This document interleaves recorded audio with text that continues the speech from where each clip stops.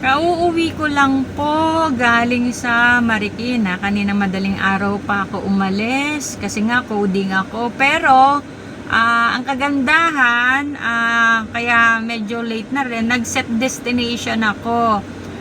Kahit paano is nakakuha ako ng 2 pasahero na libre na rin ako sa gas. Kaya ito yung ano ko, kinita ko ha sa 2 booking. Pakita ko po sa inyo.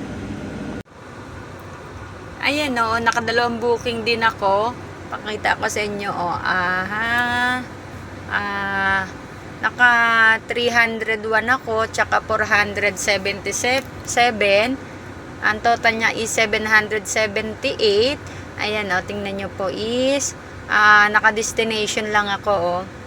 O diba, at least nakabawi ako ng gasolina ko pauwit balikan galing sa Marikina. Set di lang, kahit naka coding, o di ba? Kaya diskarte lang din sa biyahe para kahit paano is may kita pa rin. Ingat kayo mga ka-Grab, ride safe lagi.